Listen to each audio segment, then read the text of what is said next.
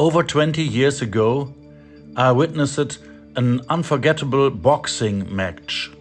Vitaly Klitschko stood against the world champion Lennox Lewis in 2003. It was a tough fight, with both giving their all. But then something decisive happened. Klitschko suffered a deep cut above his eye. From then on, Lewis kept striking that wounded spot until the ringside doctor stopped the fight. From that moment on, everything revolved around the wound. The weakness was visible and it was relentlessly exploited. This is exactly what came to my mind when I came across the impulse of the week. For in Isaiah 42, we read something that stands in stark contrast. A bruised reed he will not break, and a smoldering wick he will not snuff out. This verse comes from the so-called first servant song in the book of Isaiah. It was written during a time of great uncertainty.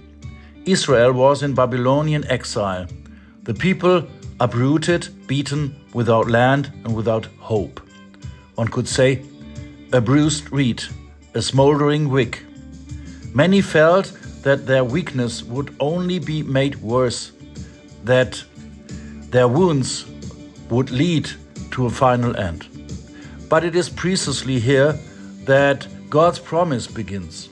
His servant, later in the New Testament understood to be Jesus Christ, acts differently from an opponent in the boxing ring. He does not strike at the wound, he does not seek out weakness to exploit it. On the contrary, what already seems broken will not be finally broken. What barely burns will not be extinguished. And this shows how God deals with us. God is different.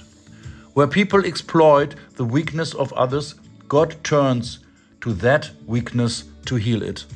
Where others aim at the wounded spot, God gently lays his hands on the wound to bind it. Where we see only a smoldering wick in our lives, he breathes new life into it instead of blowing the flame out. This also means something for our future. We can trust that God will not let us fall. Even when we feel weak, wounded or worn out, he does not first see our breaks, but what he wants to bring into bloom anew with us. He goes with us on a path that does not end in darkness, but in the light of his love. God, you know our wounds and our weaknesses. You know where we feel bruised and powerless. Thank you that you do not break us, but lift us up.